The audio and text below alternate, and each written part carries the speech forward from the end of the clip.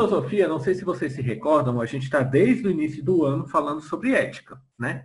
Primeira aula de filosofia que eu tratei com vocês no ano de 2020, lá ainda antes da pandemia, sabe, ano passado, antes da pandemia, parece que foi outra era.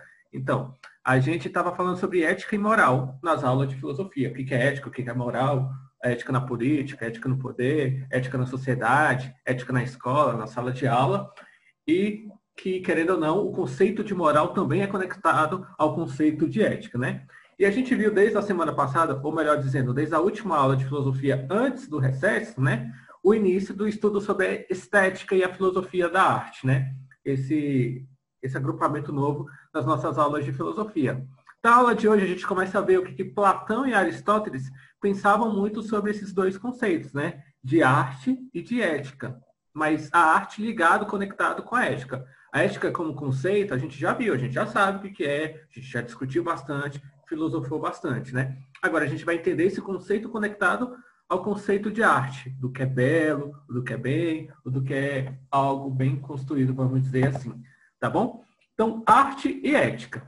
Bom, aquilo que apenas impropriamente podemos chamar de reflexões estéticas de Platão, que é o que a gente debateu bastante o conceito da última aula, não vieram acompanhadas apenas de reflexões metafísicas, mas também de reflexões éticas.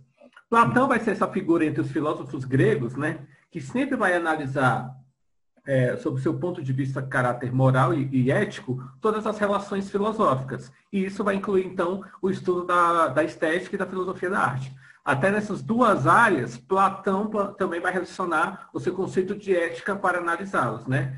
Uma arte, o que é uma ética numa arte, né? O que uma obra de arte pode transmitir de mensagem ética para uma sociedade. Então, é mais ou menos em cima desses conceitos que Platão vai trabalhar muito. Mas as coisas sensíveis sobre uma estética, sobre uma obra de arte, sobre uma estética, como forma, cor, dimensão, não faziam parte dessa reflexão de arte de Platão. Então, Platão não era aquele crítico artístico, sabe? Vocês vão abrir o jornal, abrir uma revista, ver uma crítica de arte. Platão não era essa figura, não era essa pessoa que ia analisar uma obra por completo. Ah, esta obra de arte está bem construída, utilizou cores quentes, cores frias, utilizou neoclassicismo. Não era esse lado artístico que Platão queria muito analisar, né? O filósofo ele estava mais interessado em investigar não apenas o lado metafísico do belo, né? A essência do belo numa obra de arte. Mas aí, como está em negrito na tela de vocês, mas também o aspecto ético, como eu disse para vocês, né? Ele vai analisar principalmente essa relação ética entre a obra de arte e a ética, principalmente porque Platão sempre é uma figura que está relacionada com a educação dos gregos, né? Temos que lembrar que Platão é a figura que vai trazer a filosofia de Sócrates para a sociedade, né? Ele era um discípulo de Sócrates e é Platão que cria a academia, né? Uma academia filosófica própria, né? Que qual era o objetivo da academia de Platão? Passar os ensinamentos filosóficos para a juventude ateniense, a juventude grega. Então ele é um cara muito responsável, né? E se importava bastante com a educação que os gregos tinham naquele período. Então por isso que todas as suas, não todas, né? Mas a maior parte das suas reflexões filosóficas estão conectadas com esse conceito de ético dentro de uma relação social, né? Que era muito do que o Platão analisava. E se tratando de arte, então, é mais um conceito que ele vai conectar o estudo da ética, né? Então, o laudo sensível, né, ocupava um lugar inferior na concepção platônica, ou seja, essa análise de cor, dimensão, etc., dentro de uma obra de arte, tudo isso que é sensível, né? Ou seja, é aquilo que a gente vê ou toca, né? Isso tinha uma análise mais filosófica de Platão, tinha um caráter inferior nesse sentido total, tá bom? O que impediu, então, que essas reflexões sobre o belo e a beleza adquirissem importância e ocorressem sem precisar se referir constantemente à metafísica, que é esse estudo mais das ideias, do mundo mais, né? Que se passa mais na análise filosófica da origem do homem, né? E a ética, que é essa arte voltada para a educação. Então, Platão vai fazer muito essa distinção, né? Do lado sensível para o lado ético de uma obra de arte. Então, a gente tem essa relação... Infelizmente, eu deixo o WhatsApp aberto para mandar uma mensagem para vocês e esqueço de fechar. Às vezes, os alunos mandam mensagem e aí fica tocando no meio da aula, né? Mas, prosseguindo, então, nós temos essa relação entre ética e arte dentro dessa concepção filosófica de Platão. Então, o conceito de bom, de belo, dentro de uma obra de arte, que tudo aquilo que a gente debateu semana passada, para Platão, nós temos esse conceito novo de ética que vai estar relacionado nessa análise, né? O que é bom tem que ser ético. O que é belo tem que ser ético. Uma obra de arte tem uma boa informação porque ela passa uma informação ética para uma sociedade. Então, nesse sentido total, então, de análise, Platão vai se diferenciar bastante de Aristóteles, que é o que a gente vai ver já já, tá bom? E aí vem outro conceito artístico que a gente já debateu um pouquinho, mas a gente vai debater um pouco mais agora, né? Que é o conceito de imitação numa obra de arte, né? Quando eu retrato, né, que eu faço um esboço da natureza, faço uma pintura, natureza, sabe aquela pintura clássica que vocês fazem na aula de arte, né? Um pôr do sol no mar com os coqueiros, né? Aquilo é uma imitação da natureza ou é uma releitura da natureza, né? E se for uma imitação da natureza, ela tem menos valor do que uma obra de arte concebida originalmente, pensando num outro formato, numa outra coisa, como uma Mona Lisa, mas querendo ou não, Mona Lisa é um retrato de uma mulher, é uma imitação de uma forma humana, né? Então, esse conceito é debatido desde os filósofos antigos, que é o que a gente está vendo agora, né? Entre os gregos e os gregos, os filósofos medievais, né? E é um conceito até os dias atuais, né? Quando a gente vai falar muito de obra de arte, né? A gente discute muito esse conceito de imitação. E aí, a arte, eu estou pegando todas as 7 categorias de arte, né? Cinema, música e tudo mais. Então, quando uma música se parece com outra, a gente logo já faz esse questionamento. Pô, mas essa música é igual a outra, é uma imitação da outra. Mas será que não é uma releitura? Será que não é uma ressignificação? Ela tem menor valor de concepção ética, ela tem menos valor moral por ser uma imitação do que uma obra original? Então, esses são conceitos que a gente debate dentro dessa relação, né? Então, o termo mimese, né, que é outro termo que significa imitação ou mimese, né, foi muito utilizado por Platão e Aristóteles em suas reflexões sobre a arte. No entanto, esse conceito recebeu de cada um deles sentido diverso. E a gente vai ver que Platão diferenciava bastante no entendimento sobre o que é uma imitação, né? Platão ele vai condenar todos os artistas, pois dizia que suas obras os afastavam das coisas inteligíveis. Porque para Platão, uma coisa inteligível é uma obra original, concebida, de certa forma, autônoma, né? Então ele vai condenar todos os artistas que apenas reproduziam a natureza. Então, quando fazia uma obra de arte reproduzindo a natureza, quando fazia uma escultura reproduzindo uma forma humana, você estava só reproduzindo, você estava só imitando. Então, para ele, isso não é uma obra de arte inteligível, né? Você não está no âmbito das ideias concebendo algo novo. Então, ele vai condenar, então, os artistas por essa imitação, entre aspas, né? De acordo, então, com o pensamento platônico, na filosofia metafísica de Platão, o mundo inteligível reúne a essência única e imutável das coisas e é alcançável apenas por via filosófica. Então, como a gente está falando do mundo das ideias, qual é a área da ciência, qual a ciência que estuda esse lado das ideias? É a filosofia. Então, para ele, somente por via filosófica que nós poderíamos atingir o mundo inteligível, né? Já o mundo sensível, que é isso que a gente enxerga, toca, sente e tudo mais, é inferior ao mundo inteligível, pois os objetos percebidos pelos sentidos do corpo são apenas uma cópia. Então, aquilo que eu enxergo é uma cópia, aquilo que eu toco é uma cópia e tudo mais. Uma imitação das ideias concebidas originalmente de modo filosófico, né? Desses mesmos objetos presentes no mundo inteligível. Então, para Platão, uma obra de arte inteligível é uma obra de arte original, fruto de uma percepção das ideias, né? Vai demorar-se no mundo grego antigo, né? A gente então tem uma obra de arte nesse ponto de vista de Platão. Porque como é que era a prática de arte na época da Grécia Antiga? Você reproduzia muito a natureza humana, né? Porque a forma humana era uma forma, vamos dizer assim, ideal para a gente conceber o mundo, a natureza, as coisas. Então é por isso que na Grécia Antiga nós vemos muitas esculturas humanas, né? Davi de Michelangelo, por exemplo, no Renascimento, vai retratar bastante isso. Quando o Michelangelo, lá no Renascimento, na Idade Moderna, retrata Davi, ele está fazendo uma alusão ao que os gregos faziam na Antiguidade, que era justamente também a mesma coisa, né? Então, mas para Platão, isso tudo era inteligível, tá bom? Porque para ele, o mundo mais, vamos dizer assim, o mundo mais filosófico das ideias, né? Que é a concepção metafísica de Platão, ela é concebida apenas no âmbito filosófico, né? No âmbito prático. O sensível, a gente não tem essas criações originais, né?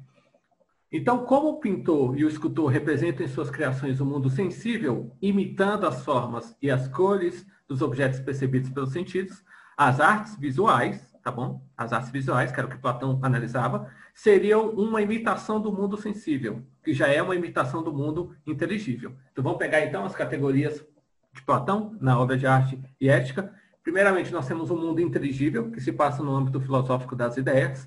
Abaixo desse mundo inteligível, nós temos o mundo sensível, que é esse mundo que nós enxergamos, falamos, escutamos, tocamos. E abaixo dele nós vamos ter as artes visuais, né? Nesse sentido, né? Então, Platão vai condenar muitos artistas, porque os artistas visuais representavam muito esse mundo sensível. E esse mundo sensível já era uma representação e abaixo, na categoria de importância, do mundo inteligível, né? Então, nessa categoria de Platão, então, os artistas, eles reproduziam, eles faziam uma certa imitação da imitação, porque se eles representavam os artistas, eles representavam o mundo sensível já era uma imitação para Platão do mundo inteligível. Então, os artistas só faziam imitação, mimese, né? Então, com isso, por isso que esse motivo que ele vai analisar a imitação como uma degradação, né? Para ele, você imitar uma obra de arte, os artistas, o que eles faziam, estavam degradando, do ponto de vista ético e artístico, estavam degradando muito aquela criação filosófica, porque estavam fazendo uma imitação da imitação. Então, se você vai reproduzir uma natureza que é do ponto de vista sensível, e do ponto de vista sensível já é uma imitação do ponto de vista inteligível, então todo artista ele só é apenas um reprodutor das coisas, ele nunca concebe as coisas de forma original. Por isso que ele vai criticar bastante Platão, essas figuras dos artistas visuais nesse sentido, tá bom? Aristóteles já vai pensar diferente, tá bom? Platão é muito crítico nesse ponto de vista filosófico.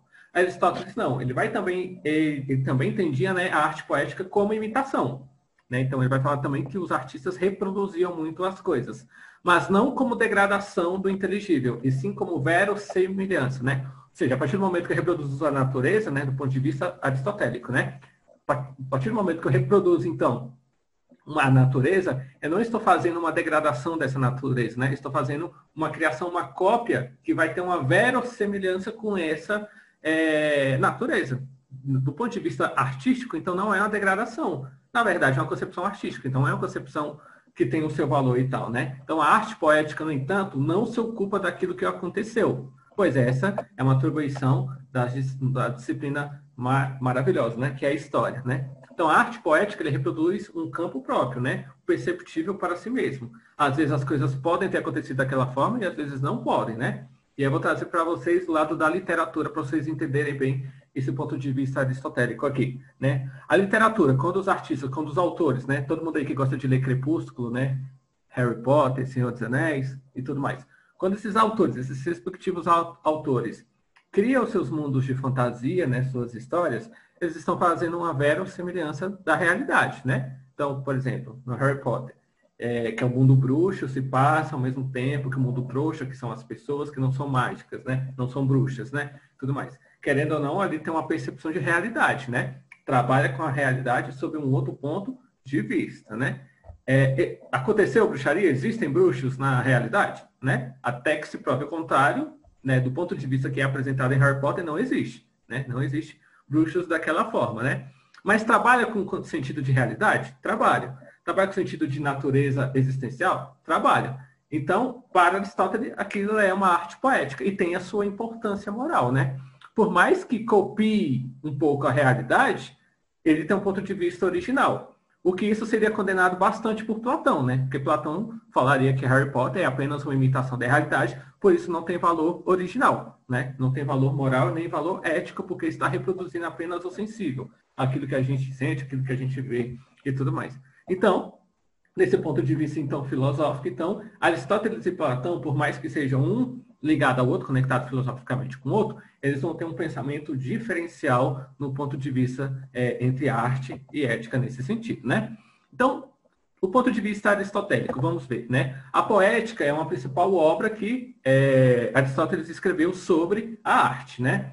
A Aristóteles ele não nutria as mesmas restrições de Platão em relação à imitação, nem abordou as artes visuais, principalmente a pintura, como Platão analisou bastante, né? Todas as críticas que Platão fazia eram sobre o ponto de vista das artes plásticas, né? Então, sobre as esculturas e pinturas, principalmente, né?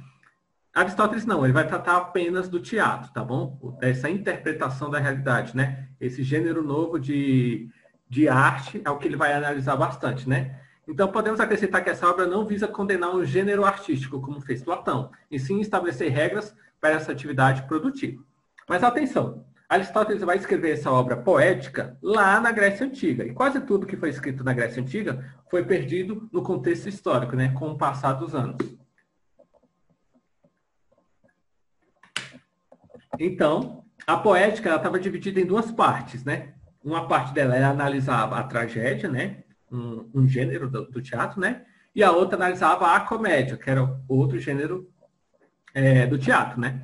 Mas só a primeira parte chegou até os dias atuais, né?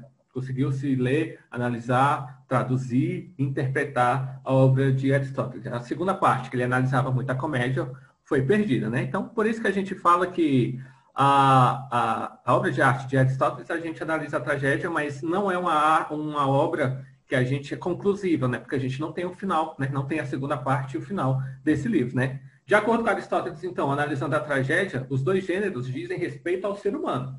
Todo ser humano tem um lado trágico e um lado cômico. Alguns aflorescem mais o seu lado trágico e outros aflorescem mais o seu lado cômico, né? Mas de modos diferentes, né? Nesse sentido, né? Enquanto a comédia representa os seres humanos inferiores ao que eles são, então aí, querendo ou não, Aristóteles está fazendo um juízo de valor, né? Está falando que a comédia reproduz os seres humanos de forma inferior, né? Esse conceito, se a gente for debater filosoficamente e hoje artisticamente, né? A gente vai ter um outro ponto de vista, talvez, sobre a comédia, né? A comédia, hoje em dia, ela é retratada de uma forma diferente do que era retratada na Grécia Antiga, né? As comédias da Grécia Antiga eram comédias pastelãs, né? Não eram comédias com... Hoje em dia, nós temos boa parte da comédia, principalmente aqui no Brasil, boa parte da comédia que se produz hoje no Brasil é uma comédia mais politizada, que traz uma mensagem, né? Apesar de nos fazer rir, às vezes nos faz pensar mais do que rir, nos criticar mais do que rir, né? Então já é uma concepção diferente de comédia que tínhamos na Grécia Antiga, né?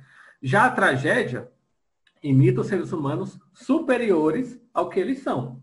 É o que a gente chama hoje também de drama, né? Então, o drama, como gênero artístico, ele pode estar acima daquela realidade que os seres humanos são, existem e tal, funcionam. E a comédia, né, na concepção de Aristóteles, está abaixo daquele valor moral que o ser humano possui, tá bom? Na poética, então, nessa obra, a tragédia é analisada com base em dois conceitos importantes. A mimese, que é a imitação, tá bom?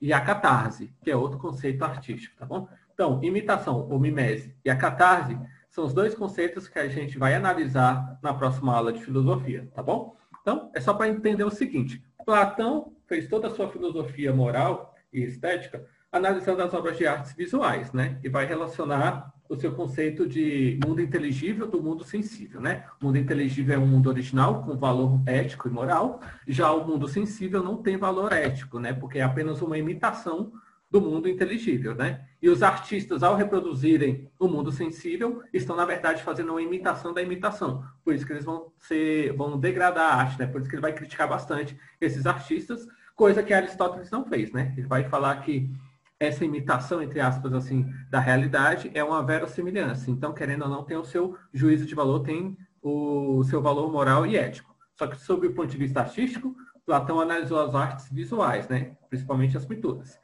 E Aristóteles analisou muito o teatro, né? Então, as tragédias e a comédia, tá? Não é à toa que esses dois gêneros, né, é um marco simbólico do teatro hoje em dia, né? A comédia e a tragédia, essas duas máscaras, uma sorrindo, entre aspas, né?